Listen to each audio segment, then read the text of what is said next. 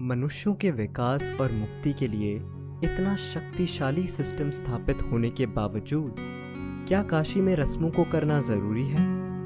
क्योंकि आपने बताया कि इस जगह को ज़बरदस्त तरीके से डिज़ाइन किया गया है, एक यंत्र के रूप में, तो यहाँ आना ही काफ़ी होना चाहिए।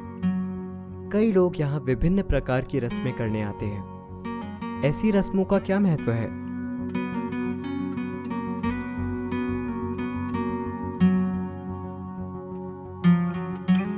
काशी रस्मों से भरी हुई है। यह अनुष्ठानों का केंद्र रहा है।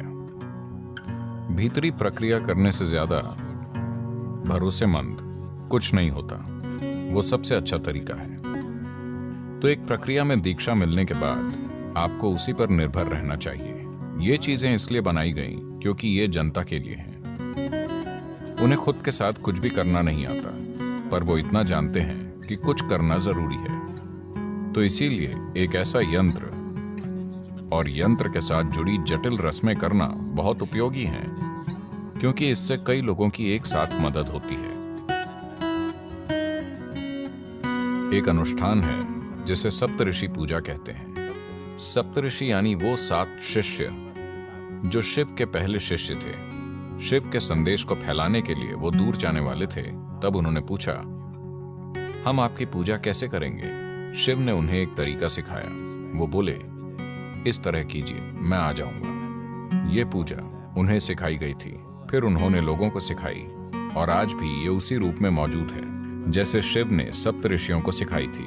वो प्रक्रिया उन्होंने शुरू की और इस तरह से की कि ऊर्जा के ढेर बनते चले गए। दूसरों को शायद इसका एहसास न हो, मेरे लिए ये एक जीवित सच्चाई है। और लोगों के आंसू बहने लगे। वो नहीं जानते कि ये क्या है। जो इसे कर रहे हैं वो नहीं जानते कि ये कैसे होता है, पर वो सिखाई गई प्रक्रिया के हिसाब से पूजा करके इसे एक सच्चाई बना रहे हैं। देखिए, इस नाव को चलाने वाला व्यक्ति इंजन बनाना नहीं जानता, उसे बस उपयोग करना आता है, जो काफी है। तो उन्होंने बस वैसे पूजा करना सीखा जैसे सप्तऋषि करते थे। 7 लोगों ने बैठकर पूजा की, जो कि जबरदस्त थी। मैंने किसी भी मंदिर में इतनी ऊर्जा कभी नहीं देखी। मैंने कई मंदिर देखे हैं। जहां भी मुझे ऊर्जा महसूस होती है, मैं जाता हूं।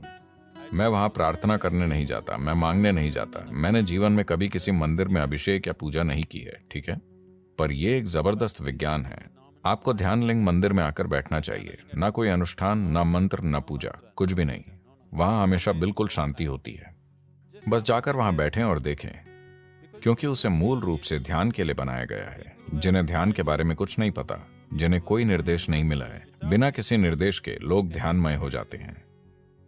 तो ये तकनीकें हैं, न कि विश्वास प्रणाली।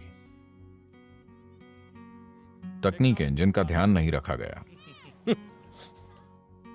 मेरा आखिरी प्रश्न, जब कोई काशी में आता है तो किस चीज का अनुभव उन्हें यहां जरूर करना चाहिए?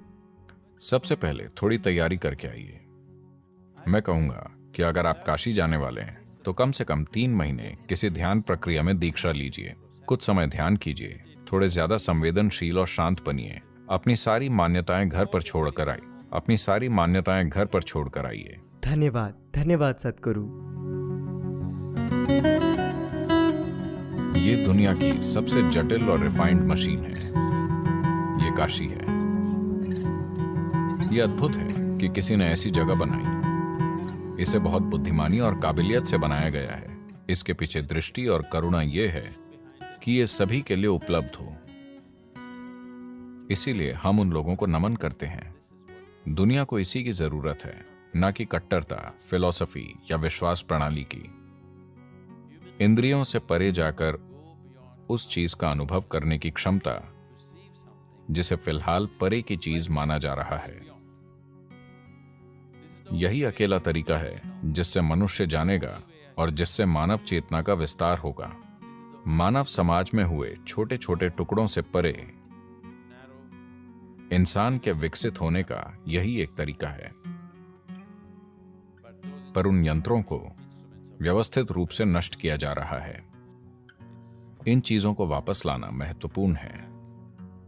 अतीत से हम बच निकले, पर क्या हम भविष्य से बच पाएंगे? ये मानवता का दुर्भाग्यपूर्ण इतिहास है कि धरती की सबसे महान चीजें नहीं बचती, सबसे भद्दी चीजें बची रहती हैं। जब तक कि समाज और लोग उसकी देखभाल और पोषण न करें। यह बहुत महत्वपूर्ण है। यदि आप एक सुसंस्कृत समाज चाहते हैं कल हमारे बच्चों और उनके बच्चों के जीने के लिए, यदि हम समाज में अच्छी संस्कृति चाहते हैं तो यह बहुत जरूरी है कि हम आसपास मौजूद संस्कृति का पोषण करें, वरना भद्दी चीजें वैसे भी हावी हो जाएंगी। भद्दी चीजें आसानी से प्रकट हो जाती हैं। संस्कृति को प्रकट करना बहुत मुश्किल है क्योंकि यह हजारों सालों में विकसित होती है।